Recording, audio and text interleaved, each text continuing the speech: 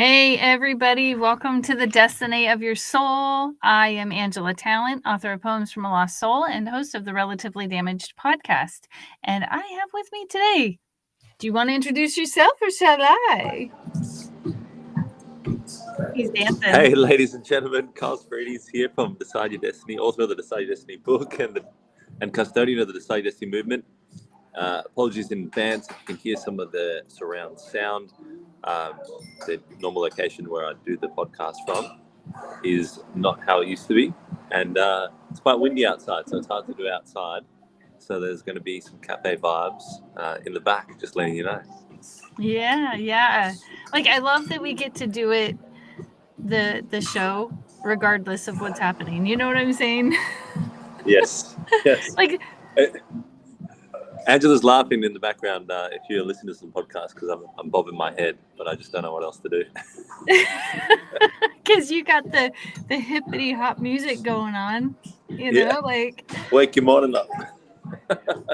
I can't even move my neck that way right now. I don't know how you did that. I got a long giraffe neck, It's like a long giraffe neck. A long giraffe neck. Oh my gosh.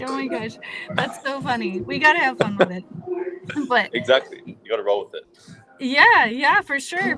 Okay, so last week our job was to go out and lose ourselves. Yes, how'd we do? We found ourselves. We're here. So we're here. Yeah, we are here. We did find ourselves. I mean, I'm wondering, with all the stuff going on in your life, how are you doing with that? Like, are you in that space? Yeah, so I think the one thing I've noticed in my life, and I don't know if it's just a natural human psychology, but the more chaotic things get, the more focus I seem to get. 2020 hits, 2 days of watching the news, not really being a person that watches the news, gets into that sort of stuff a lot, and then like 2 days of watching that, the world's about to die, hell's coming down to the planet, 2 days of that sort of intensity. I don't know if anybody knows, like you can go back and see what sort of information was getting dropped on our consciousness at that time. And so it was very intense. And then I had like depression and anxiety. All of a sudden I was like, I don't get these emotions and feelings often. I'm usually bobbing my head. And so, just kidding. And so, so I had all that experience, and then I just looked out. I turned the TV off, looked out the world, and I went, "Wow, there's this reality on this TV, this square box reality, this reality that's like kind of designed and created and cultivated, and it could be cultivated by your own choosing, by what your favorite lists are, by what you want to watch, and like the algorithms and how it's programmed for you, and then there's this reality out in the world, and we think we hold the program for the reality in the box, and we can, but it's very, very difficult. It's very hard to have that power. The reality in the world, it's just, I looked out the window and I just saw dogs walking, more people than ever walking their dog, and people experiencing life, and I was just like, wait a minute, it's just there's multiple universes in our universe. Like we can break it down. There's multiple, dichotomies and heroes' journeys and different things going on. And so, I don't know, for myself, when you ask that question, I often find myself doubling down and really focusing and zoning in when things are chaotic, zoning in what's most necessary. Like what's most necessary at the moment is to get some projects across the line. So even though, all my boxes moving, multiple people moving into one bed apartment, like this shift, this change, are we heading down next week, or are you staying up next week so you can do that shoot? Like all these different moving parts, it's kind of just zoned me in on, hey, there's a few integral tasks as a owner of a business for me to do, and I really need to focus on those and start offloading some of the other tasks. And the thing is, we just want to do everything. And like I've got an employee now, like helps with the podcast. I've got a few moving parts happening in the background, but and I think you won't get to that point where you can become your best position if you don't start offloading and practicing and hiring and looking at other people's careers and how you can help them along. So I think through that losing yourself or that chaotic or like that, oh my gosh, there's so many tasks, so many different things for me to just manage, joyful things come out of it and gone, hey, what if it's not just me and my life? What if it's not just that selfish and that granular? What if it's other people's lives? What if I'm helping someone else? What if whatever I go out in the world to do and conquer and get and achieve helps another soul? And that's what, like, in terms of employing people, really is starting to excite me. And where I've got visions down in the country town of Albany, maybe having an office, having multiple salespeople in the room, and having people across Australia that we contract out. So I think, for me, to answer your question, in losing myself in losing yourself in the process, that's what we were really talking about, losing yourself in the work, in the process. I just seem to, when there's noise and distractions, I don't know if it's my mind just knows, hey, if you want to survive this period, zone in. But I just seem to zone in sharper. And then when things seem placid and chill and relaxed and everything's going your way, I find those times harder to zone in. So it's a weird trip. It's probably the opposite to most people.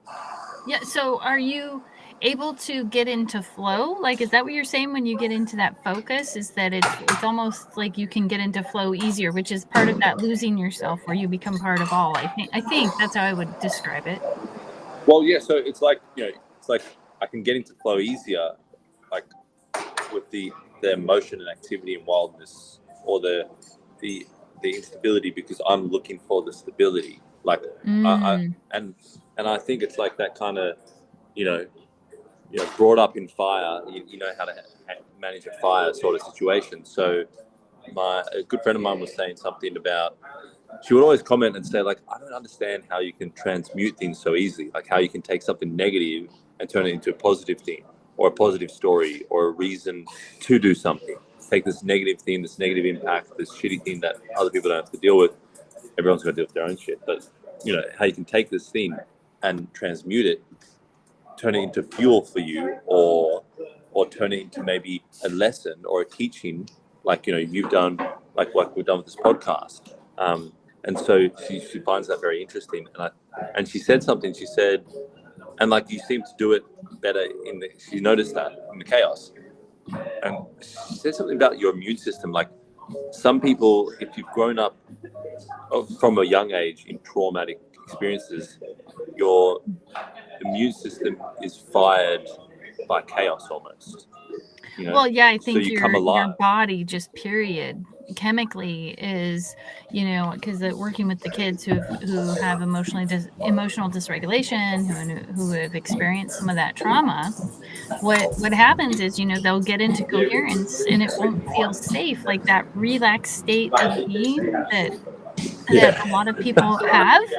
Like, they just crash and burn. And so we have to work on, what is breathing look like? How do you get back into coherence? What does that look like? And it's always really interesting, because they'll think they're in coherence and they're not. They're in they're in the red, which is tough. But I think too, when you were talking about chaos and all these moving parts and being able to focus in, I was thinking, I think that's on some level maybe a little bit of what meditation, sometimes they'll give you things to focus on, whether it's a mantra or a specific breathing technique or different things.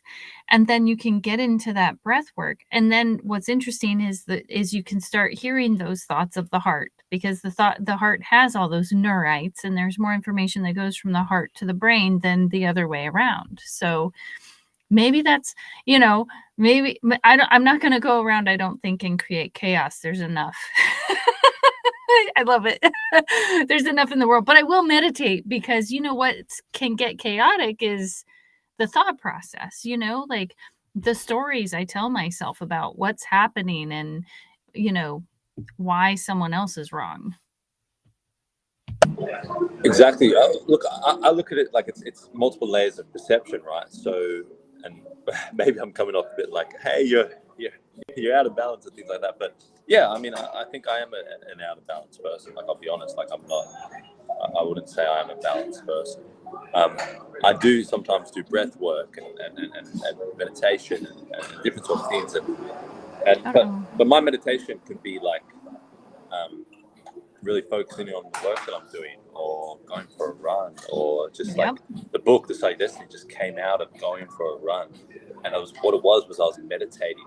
Like I was feeling every motion of the run and conscious and considerate, and then like things would just drop into my consciousness as I was focused on the process of of running right, and then bang, something would drop into my consciousness.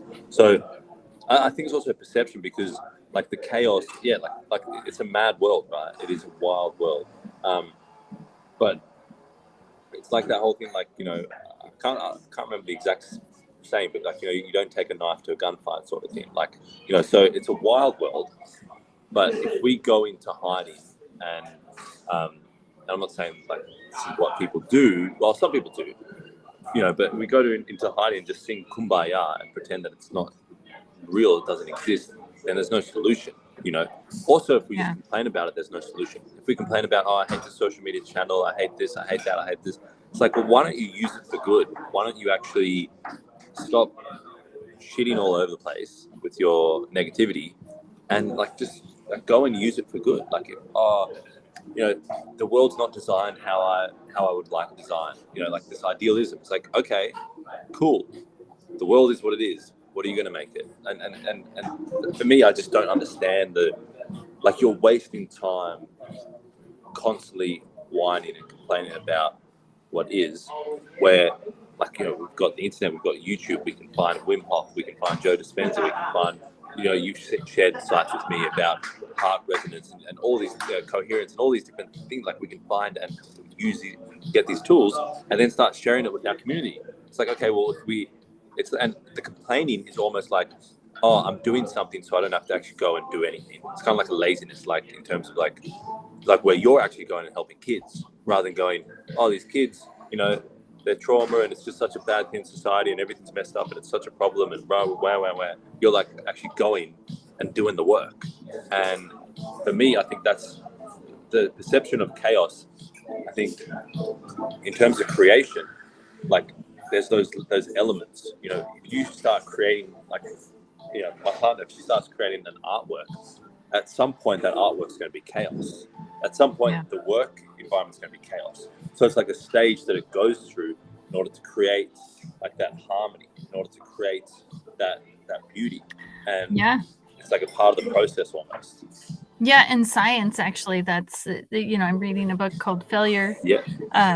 I love this book. It's by Stuart Firestein, but because it talks about that, we actually, the second law of thermodynamics is entropy, and so let's apply that to the house. Well, the house can only be clean so many ways. How many ways can it be dirty, right? Like so many more. It's just like we can say so much, and there's still so much more that's left unsaid. Right? It's just the way it is. But, I really want to bring this around into our topic for today, which is creating greater support systems. And even at the beginning of chapter 16 in your book, Decide Your Destiny, is you talk about one of those downloads. Before talking about finding where you find support. And one of the things you say is that you can find support anywhere in the world. There are souls scaling this spinning rock everywhere, trying their best to find their best way, who also seek out the right help to take them to the right places they're aiming for. So it's like everyone, we all need support. Like, I just love this idea of, if you were at home and you just looked around you, I know the listeners, wherever you are, if you just look around, did you make your car if you're in your car? No. Did you bring from the ground up? Like if you think of you have nothing, what did you do? And I think maybe one of the problems today is that we don't recognize all those people that helped us along the way. Everything I have, the computer that we're doing this on, the phone you're on, like We did not make them. In fact, there were many, many, many people that helped. You're still muted. There you are. Yeah, you're right. It's like it took kids in Africa to mine the battery out, or and then it took people in China to build the phone, and then it took this finishing touch in this country to put it together, and then it took this element to put it. So yeah, it's there's so many there's, and I think that. Oh dear, something happened. We may have lost Kyle. Oh, there he is. Oh, now he's gone again. Peekaboo. We're playing Peekaboo with Kyle today, just in case anyone's wondering. I'm just waiting a little bit to see if he can get back on. We're not sure. I'm not sure what happened. Of course, I'm not on that side of the camera there, so I could not tell you. It seems we lost voice too. So, oh, there's voice. I could hear voice for a second. There he is. Oh, it's still no sound though. Let's see. We'll see if he gets it here in a second. I was just going to read this quote from Louise Hay, and we'll hear him come in, hopefully. So one of the he quoted Louise Hay in his book, and it says it takes no time for the universe to manifest what you want. Any time delay you experience is due to your delay in getting to the place of believing, knowing, and feeling that you already have it. It is you getting yourself on the frequency of what you want. When you are on that frequency, then what you want will appear. And that was by Louise Hay. So I think, too, a lot of times it's really easy for us to just our thought processes, right? We've got these, can't hear you. I don't know what happened. But we get these thought processes that our brains are predictors. We're going to predict everything that happens in our lives. And when we predict that, our body does it before we even realize it. They actually have science experiments, pseudoscience experiments that show this.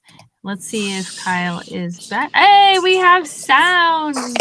I was just talking about the science, the brain and how it's a predictor, and that we have science, there is science behind it, that we actually know a few seconds before things happen that they're going to happen, and they haven't figured out why yet. Well, I love what you just mentioned there. There's a show, I think it's called Earth. It's got Will Smith in it, and it's like basically he follows around different credible people around the world that are doing things. Like, so what the guy last night was in Namibia, and he was like doing real slow motion photography.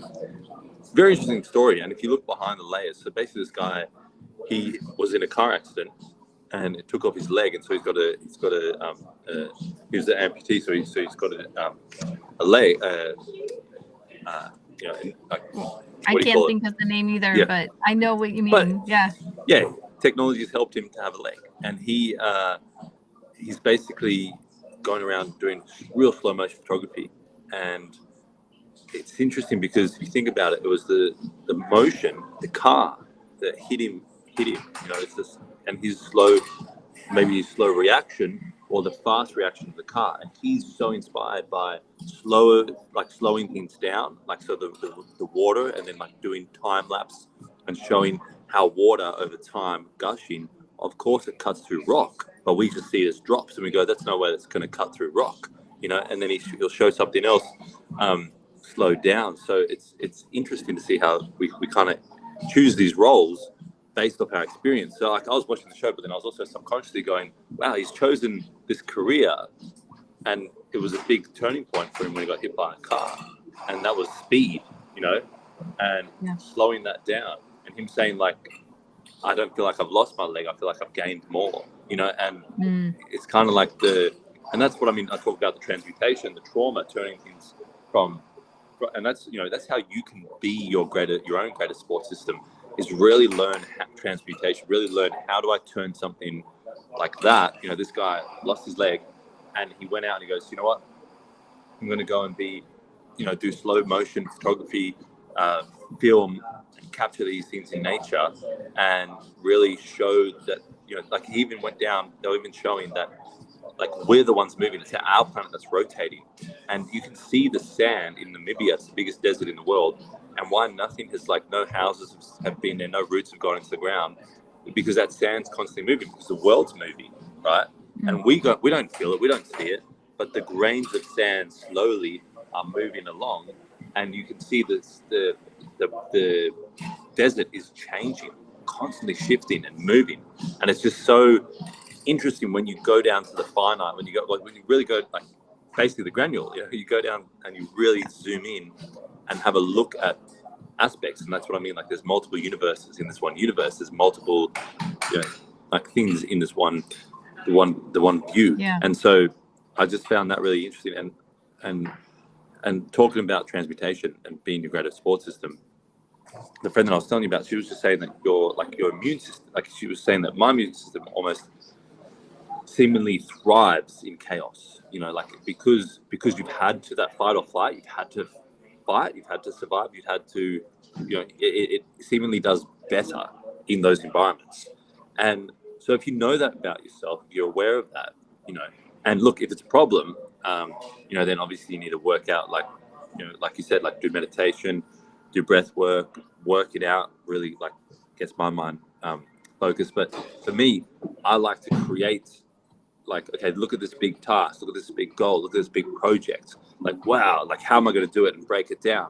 And you're kind of creating your own fight or flight thing, but it's designed by you rather than some traumatic experience popping into your life and dealing with it, you know. So for me, it's like, you know, with all my heart stuff and then surprises, then I'm constantly going in, and then this new thing and this new problem, this new challenge, this new, you know, and just like being demoralized. It's like when you really take control of your destiny, you know, and it makes you focus on, okay, during my life cycle now, my spiritual being, what's its purpose, what's its obligation, what am I intending to fulfill, you know. And I'm not someone who's going to go, I expect it to be roses and sunshine and, you know, lollipops and teddy bears along the way. Like, I know it's going to be like, if I want to go and achieve something, if I just want to sit still, chaos is going to come regardless, you know. But if I want to go achieve something, I'm going to have to make moves through those challenges, you know. Like we talked about employing people, and part of your greatest support system is your team, the people that are going to support you, whether it's your network, your family, your team. And going out and finding my team, I mean, I tried to hire this one lady who had a science degree, had bachelor, you know, this major thing, and then I couldn't. I just, like, I kept trying to hire her, and then she just didn't show up, you know. And that, like, I had a big shoot plan, so that caused a chaotic environment. And so you're going out to achieve an aim, you're going out to grow, you're going out to scale, you're going out to help someone else in their career and give them an opportunity. And there's the chaos can ensue, but it doesn't mean you stop, you know. Right. And I love this saying, like, if you're going through hell, run, you know. If you're going through it, like, run. Like, no time to walk and sit and deliberate and go, oh, it's so sad. And I know in my teenage years I did that. I was like, oh, this is so sad. And then I would listen to, like, you know, music that would, like, help me, like, you know, so through a breakup, like, you know, help me relive all the emotions and all that sort of stuff. And I was like, oh, this is so sad. Walk around, kick the stone, you know, look at the sky. Like, yeah, it's like, no, you're going through this hellish emotional feeling, like, run, you know. And I think, like, yes, I do believe that you need to understand yourself, get in tune with yourself, but I don't believe that you need to just sit in that hellish environment. I think you need to create a new aim for your life. Yeah, I think on some, yes and no, for my perspective. I think sometimes we do need to sit and process what the emotions. I think the problem becomes when we sit in it. You know, sometimes it, you know, I realized sometimes it takes me 24 hours to figure it. You know, when I was first really trying to get in connection with myself, or when big things happen now, it takes me a little bit to figure out even what am I feeling? Who do I need? Where do I want to go? Who do I reach out to for help? Oh, 100%. I agree with you with that. Like, I mean, I guess what I was saying was like, don't sit in the emotion and not want to do something about it. Like, that's a different. If you're sitting in the emotion, Yeah. it's almost like the emotion. It's kind of like I think humans get addicted to even bad feelings. You know, because that feeling of loss, that feeling of hurt, that feeling of victimhood. Yeah. I mean, I've had all those feelings, and I can say, yeah, there's some form of like, oh, I like this, or like, this is comfort. Like, let me hold this, let me hold on to this, and just sit in this thing because it feels close, and it's better than not having anyone. At least I've got my shit, you know. And so it's, but exactly what you're saying. You need to have that time to sit down, or like and process, like you said. And it's almost like that ego thing. You come back, here's like Kyle sitting in this little moment of emotion, and then I'm going to come back and just observe the environment and go, wow. Just observe until you can figure out what the next right step is, because I love how you're saying it doesn't matter if you sit there, though, if you get stuck in that emotion and you decide to stay there, then what happens is there comes up these feelings of loneliness, of despair, of I am alone, and things like that. Whereas it's really important to actually reach out, and it's actually really good to reach out for, like, the chemicals in our body change when we do that. We feel more supported, and there is that support. Now, going back to the earth, you were talking about those pictures earlier, you know, we're also not doing this without the earth, you know, depending on your belief system and things like that. I mean, Mother Nature, there are some great things we get from going out in nature and connecting with the earth. So, you know, when I start thinking I'm alone, I try to remember to ask that question, and of looking around and seeing what I have and asking myself, who made that? Because it wasn't me. and then it generates it. But I have 2 poems today. My first one is not my favorite one. I just want you to know that it is not my favorite one. The next one is by far my favorite one for today. But I think this one, I'm gonna read it because I think it's also important to think about what's in the poem. So this one is just called Support. Can I just jump in 1 second? Because I'm gonna hear your poems. I'm gonna get you to repeat them. But you made a great point about like family and reaching out, or not necessarily family, but just reaching out, and the mind and the power of the mind, because I think this is an important thing to reiterate. And you know, like, and a way of looking at repetition is lots of people go, oh, I've heard that before, so I don't need to look at it. No. Like, you haven't heard it until you've embodied the philosophy, until you've really learned it, until you've actually implemented it.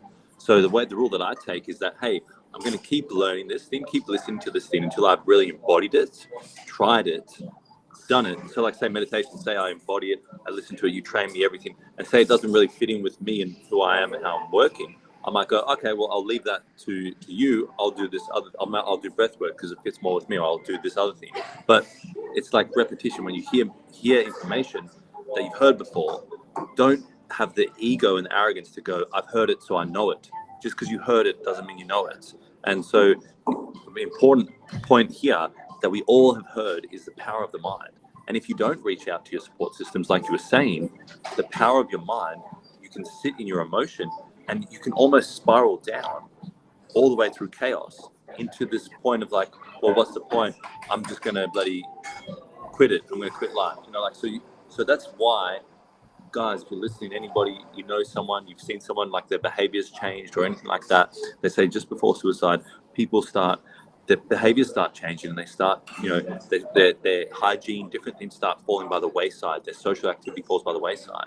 Just remember that it's our obligation to reach out, and it's so important to reach out because we're in here, and the power of the mind can take us like to amazing levels up here, and it can take us all the way down here if we let it. But if we start communication, our internal perception gets lifted, and it's like, oh, I didn't realize that this family cared about me so much. I didn't realize that the whole world wasn't on my shoulders. I didn't realize that we're all experiencing similar things. We're having the same experience, but we're just experiencing it slightly different, you know. And so that's the power and importance of reaching out. So I just wanted to labor on that point because you brought up a really good point, and the power of the mind. And we're talking about sitting in the emotions. Just be wary that you can spiral down, and you need to reach out to your support systems so that they can help you out of that spiral. But let's get the poems. I just want to add that to that comment, and I'm really glad you stopped me and really pointed back to that, because I also agree that it's a super important point. Is that when we connect with other people, we aren't just ourselves. We are the people around us too, and we are the beliefs of some of those people around us. And when we reach out, there's that, from my perspective, like this societal mind that is there, and now we're not just this island over here. We're bigger than that, which my second poem does speak to, and I think it's pretty amazing. But I'm gonna do the first one because we were talking about support. So, support is necessary, life-saving. You can find supportive souls across the globe. They are also seeking support and want to find the best way. So tap into the creative, curious, bountiful self. Reach out, connect. So that is the first one. And I'll read it again because, if I don't, Kyle's going to be like, read it again. Okay. Support is necessary, life-saving. You can find supportive souls across the globe. They're also seeking support and want to find the best way. So tap into the creative, curious, bountiful self. Reach out, connect. And the reason I like this poem is because it subtly points to might be looking for support, but guess what? So are they. But it's a subtle, it's just really subtle. A subtle hint. It is a subtle hint. It is. But I have to read my favorite one, which I've called it All of Humanity. I thought it was only me as I looked around and decided no one else would understand. I didn't know it was me lying to me. The challenge, the struggle I was going through was not mine alone. It was for all of humanity. But I thought, there it is. I thought I was alone when I was not. That one just, okay, I'm going to do it again. Before you talk. Always 2 times. I thought it was only me as I looked around and decided no one else would understand. I didn't know it was me lying to me. The challenge, the struggle I was going through was not mine alone. It was for all of humanity. But I thought, there it is. I thought I was all alone when I was not.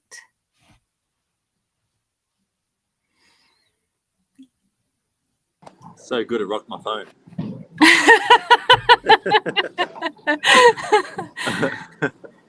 Love it. The second one when? This morning. Oh, wow. Yeah, Jesus just punch them out. It came to you. It did. See, that's the thing of when I was talking about not creating the chaos, but kind of creating the pressure or creating the, rather than having something happen to you and being an effect of the life, it's like you're creating the environment of, okay, I need to get a poem out before the show, it's that. And in terms of greater support system, that's that accountability. I love being accountable to people. I'm accountable to my clients. I'm accountable to marketing agencies and web developers who are saying, hey, I need you to send this proposal through. I need you to do this. Because if you do this, you also help me look better. And when you're accountable to more people, when you're almost liable, you've got more people depending on you. For me, I think life gets more exciting like that. And for both of us, we both, it's that greater support system, right, folks? If this was just my show, I bet you it would be very hard for me to show up every single time. And if this was just Angela's show, it would be, some days it'd be but because, although Angela's got some great resilience when it comes to podcasts, but it's both of us. So it doesn't matter if I'm in the Gold Coast, if my apartment's, packed to the rafters, and I can't do it there, and there's wind outside, and I have to do it in a noisy cafe. It's like we keep showing up, and in the Gold Coast, the one day the internet didn't quite work, so we came back the next day, tried to fit it in, and I think we're committed to what we're fulfilling because we've got that accountability, and this is the power of your greatest support systems. I mean, for me, it's something that I unlocked, and I went, wow, me being accountable, me like putting the date there and going, okay, I've got to speak at this local event. I don't have a speech. Well, crap. It's time to get, and then it created something. And I read just a passage of my book, and I talked about the ugly side of deciding your destiny, or the not pretty side of deciding your destiny. And like that came out of the pressure of being accountable to your greatest support system, to a network that had supported me so long. It's like, well, I've got to bring value to it. But if we don't have that sort of pressure, it's like, well, whatever, I'll just, who cares?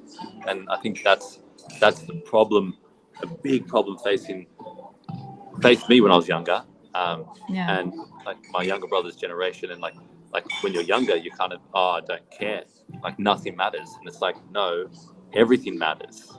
Everything you do matters. Everything you say matters. And it's not saying that you can't exist beyond that, like you can't survive beyond what you've said or mistakes you've done or things that you did wrong. It's just saying that every bit of effort that you put in has a ripple effect out. Yeah, it does. I think that too, the other thing that I want to say is that, I love showing up to these. They are so much more fun with someone else, right? Like when it's just me. That's why I think I love the interviews on my podcast. But what is really cool is getting to have this show over and over, not the same show over and over, but to meet with you regularly and to have these deep conversations and really dig into what's underneath. I don't get that with the short stories that I'm telling about how people find struggle, or lived in struggle and how they found hope and healing. That's such a powerful point, and I think it's that thing that we go away to creation mode, and we want to create, and that independence, and it's like, I think that's what I was going to talk about, like it's interesting, independence, codependence, interdependence sort of topics, because I really survived through a lot and made it through a lot and did a lot through independence. But there's times that you can trip yourself up by being too independent and not depending on others. And I get, like, I'll come back to the business point of, if I'm trying to run every task in the business will never get to where I want to go. But if I start shifting tasks and say, hey, you manage this, you do this, you help me with this, and then I'm able to focus on the vision. There's a great book called Vivid Vision. You have that vision, that the leader of the company needs to take you to that vision. But if he's doing every other task, he doesn't have any time. He's caught up in all the day-to-day, and he can't have that vision. So it's important to be able to, at first, and for anybody listening, just to start offloading some pieces and crank out that, okay, this is my Sunday morning, or this is my Monday morning that I can focus on the vision. And then you crank it out bit by bit by bit, and you offload more and more and more.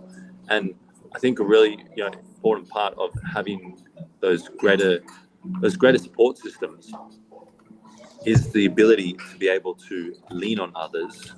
And the beauty of it is that we come on the show, and folks at home, because I think we're in a world where we lust over belief systems, and, oh my God, does this person agree with me on everything? Does this person think the same with me on everything? And yeah, it's awesome to find your tribe.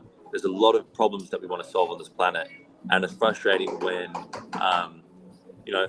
for instance, it's frustrating when someone tells me, like, oh, there's no good or bad, it's all neutrality. And then I'm like, no, like, child trafficking, that's a pretty bad thing, and stopping child trafficking, that's a pretty good thing. Like, so you want to find people that kind of also have that drive, that passion, that vision to do something. But me and Angela don't necessarily have all the same beliefs. We don't necessarily have all the same opinions that are the same. And folks, when you're out there looking for your greatest support system, you don't need to agree with everything. I've got one of my best friends, or one of my closest friends, I actually have pretty much opposing beliefs and opinions almost on everything with him.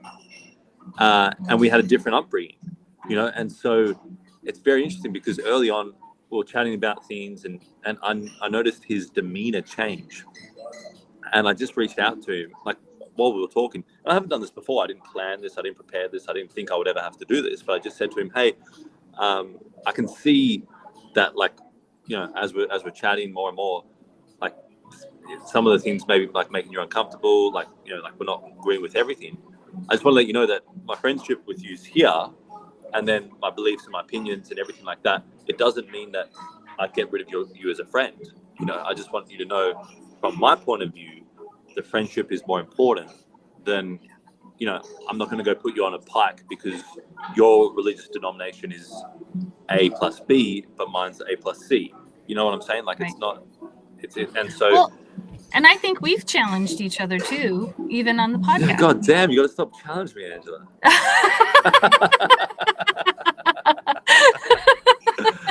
Right? Where do you want to go? We're in the ring. We've challenged each other. Like, wait, no, or like, well, And it's good. I'm It's usually healthy. I will come out and say, no, I don't agree with you on that one. Let me, and then it turns out that you do agree. We do agree, because you're like, wait, no, that wasn't what I was trying to say. I'm over here, or I say another thing. But I think having, oh gosh, I'm trying to think of the name of the book. I think it's called Think Again by Adam Grant. Fantastic book, but that conflict is actually really important. And one of the things I think that happens in conflict is we find out who we are, because, like, even so, I'm a parent, as you know, and well, maybe the listeners don't know, but I'm a parent. My children are now adults, but there were many times throughout their lives where there was no good choice. And which creates conflict and inside of me. And then I still had to figure out, well, okay, what's the best of these choices? And so I think that a lot of times that's right where we learn and grow, and is there. My beliefs have to be challenged. Kat, one of my friends, she has a show, Breaking the Lens of Bias, and in order to break that lens, we have to be challenged, and we have to be willing to be challenged. And that is so huge. We don't really live, our world is set up for binary, right? It's this or it's that, or it's this or it's that. But that's not really true. Over the holidays, I was basically given like an ultimatum. And what the person didn't realize was that there were way more choices available than what was on the table. But because I was able to stay calm and realize that, I was able to make a different choice. Still didn't turn out the way I had hoped, but that's okay, right? Like, we're not going to get everything right. And sometimes, I love what my friend Scott told me is, like, it's in that mess, it's in that challenge, that's where life happens. So it's like, now I don't want, I don't need to avoid it anymore, because it's going to happen regardless, because I've been that person who sat back and thought, oh, I need to just sit back and not do anything, to be safe, for depression, anxiety, things like that. But it still came for me. The challenge still came. It hunted you down. It did. And life said, no, you're going to live life. This is a part of it, Yeah. I think I was chatting to someone yesterday, and we were talking about like the year ahead and situation, all sort of stuff. And we were both like kind of agreeing, like a lot of, like we were talking earlier, a lot of people want to burrow their heads. And I think it's really important to actually confront and then use it for fuel, Mm-hmm. So for instance, like with podcasts, we're able to have these conversations. We're able to find out what we really think. We're able to, like you said, challenge our beliefs, challenge our perceptions. We'll like dive deep into what that is and think again, like the book you said, and the Friends podcast talked about. And podcasts are long form interviews, right? But before, the information source, was really those short, snappy, clickbaity, opinion poll, alarmist sort of pieces of information that a lot of time weren't really all that true or authentic or real. You know, it's like that. There's that vision. I got to get the photo of it, but it's like the someone stabbing someone, and then that's the frame of the camera, and you pull the camera back, and it's actually the other person stabbing the other person, and it's their foot that looks like that they were stabbing, and it's like the two, like, you know, someone can be showing you this on camera, but actually the opposite is true, and so the truth can be swayed with opinions, and I think that's a real big point, is that a lot of our information centers aren't really reporters and haven't been reporters for a long time. They're more opinion makers, and it's like, hey, I need a following, I need to fit, I need to create a category of information that this following will eat up and enjoy, so that they'll come back tomorrow again, regardless if it's the truth or not. We need to have our slant on it, and that's what I like about podcasts, is I just can't deal with all that bullshit. I'm just going to say, in that moment, those people do believe that they're disseminating the truth. I do believe that. And I may have another opinion. And that's the reality of it, is that I believe is that all of us, you know, you have your own world that you live in, right? And how you interpret the world. I have my own world. And we interpret it so very differently. So while that might be one person's opinion, we have to be careful to be like, well, is that the opinion I want to have? You know, if I'm hearing this on the news, and how do I know? Like, is it true? And how do I know it's true? Or am I just going to accept it for what it is and go with it? And sometimes in life, with busyness or whatever, life happens, it is a lot easier to just go with what's on the news, or go with what my best friend told me, or go with whatever, because that's all I have. Or go with the abusive relationship. Or go with the abuse. Yeah. Sometimes that's, or it's what is known, right? So I don't want to discount, like, and say that's bad. I just want to say, like, there's another way. I know there's another way, but you have to get to that point where you want another way. Oh yeah, humans have an incredible ability to stay in suffering, and stay in deceit, and stay in lying, and stay in being tricked, and the pain. Like, we can, you know, you can stay in an abusive relationship for a long time. And I think for me, I had that very early on as a kid. And like, I think, and this is where I think kids know a ton more than we think, and they can see a lot clearer than we think, because they don't have all the dogma, the indoctrination, like they don't have all the crap that we have, and so they can see very clearly, no, that's wrong, that's right. Like, there was I won't share it all here, but it was a pretty intense things that I would see visually as a child. And I would always see right from wrong, and it astounded, my stepfather. Like, he was just like shocked. Like, I would just always, no matter how much I was being tried to be manipulated and swayed and turned, I would look at the situation, and I would calculate it and go, no, this person's in the wrong. You know, I'm not going to call the police on this person. You know, and so it really made me like realize that actually kids can see a lot clearer, because they're not seen with intention of, hey, I believe this, hey, I voted for this, hey, I'm team this, so I'm not going to see the white wall. If team this says that white wall is green, the wall's green. You know what I'm saying? So I think that's what I'm talking about with podcasts, is that podcasts allow for conversation. It allows for a long form conversation, and whether people believe that is true or that is true, and they truly believe that, and then they're disseminating that information, they don't allow time for a conversation. They don't allow time for communication. And where people have wars, where people have fights, where societies get destroyed, is where communication gets cut. And that's why it just shocks me that we're so okay with blah blah blah blah. This is what it is. Cut this person. I want to have a communication with them. Oh, they're disagreeing. Cut him off.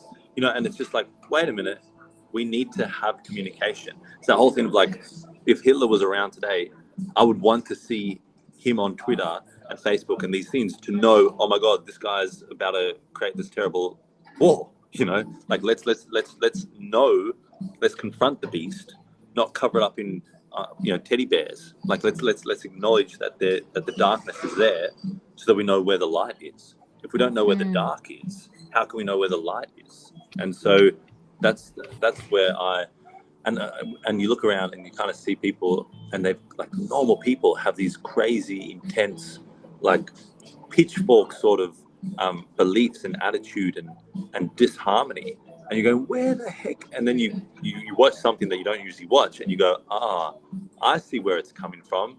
It's being educated into them. It's being taught into them. It's being They are being infiltrated by information to behave in that way. Yeah, and we talked about how we become the people we're around earlier, right? Like we have part of their minds and their opinions and ideas and things inside of us, and we can choose to use them or not. But the same thing, I think, happens with TV and podcasts like this. What am I just letting it in? Am I just going to be this way, or am I choosing this? Exactly. And everything, and this is something you won't hear on a lot of different channels. Like, challenge the things that we said today, test them, question them, comment. I don't care if you comment something not savory, like, I don't care. But the point is to have the open dialogue, to have the ability to not be in a society where you comment something that's against or bad or different to what we said on this podcast, and then you all of a sudden get cancelled, or, like, you're commenting, your comments get cancelled. And so, like, for me, it's the free flowing of information, of communication, of letting, like you said, heart resonance. I'll walk close to someone and my heart field is already encroaching their field. So we're connected, we're flowing with each other, we're flowing in between each other. Same thing with communication. So I would recommend people to question what we said today, or ask questions, or challenge, or try it on, or reach out. Like, that's what I would suggest with everything that you look at. Yeah, that sounds like fantastic homework, since we're rounding out the end of the hour here, at least on our live show. And God, you should be a radio host. You know how to keep it all going. I get into these rants. They're just like, But really, maybe go see where you can challenge some ideas this week. And exactly what did we just say? Hold on, I lost it now. So any information source, anything that's challenge it, getting disseminated to you, just challenge it, ask questions about it, try it on, see if it works. If it doesn't work, go out with that attitude of, I hate all people that are on this side, from the information that you see, and see how your day was. I had a shitty day. Maybe I'll go out with a different attitude tomorrow. Like, go out and try it on for size. Or go have a conversation with someone you disagree, a calm, loving conversation with somebody who might have different opinions. And see if that's a good piece of homework there. I mean, hopefully we don't see people come back, what the hell, I had this conversation. And no, it's really hard. It is very hard to stay calm when somebody pushes a button, and it will feel like those buttons and those triggers are being pushed. So, I know that's I would love that if more people challenge. Well, I think we would live in a more harmonious place if we had more conversations. And a big point would be, hey, my grandfather, or like lots of people, they have different beliefs to their grandparents, and it's like, well, have a conversation with the grandparents. And quickly, just to round out the show, when I did the shoot over in Gold Coast, and I was chatting to one of these business owners, and he was he's an American guy, and he's come to Australia, and he's got really lots of intense views and beliefs, and he was sharing a lot of things, and I was questioning everything, and questioning and happy to ask questions, and then at the end he goes, oh yeah, I guess we were kind of saying the similar thing, but just coming from it in different ways. And I was like, yeah, I was just questioning the way that you came to it, the conclusion, it was very, very interesting. But I think it's and so just one tip when you go out and question people, I said early on, and the similar thing that I said about my friend, I said, hey, look, relationships, friendships, community connections more important to me than I am right, my belief is right, your belief is wrong, you should die. So for me, it's more important that we have these conversations. So just letting you know, there's a few things that I disagree with what you just said. Let's have a debate. And I mean, I love debate at school because debate was like, wow, we're figuring things out. To me, my mom was like, figuring things out. And so that's what I think you should go out and do. Sometimes you might need to set that pre-conversation, you know, what do you call it? You know, like that little bit of information sent. Yeah, disclaimer. That's the word I was looking for. Damn, that's good. Remember your All right. disclaimer before you have your conversations. Okay, Yes. well, Kyle, did you want to close us out or would you like me to? You do a great job, radio host. Okay. Well, thank you, everybody. Wow. And then I botched my words. That's awesome. I got tongue-tied. Thank you, everyone who watched and is going to listen to the podcast.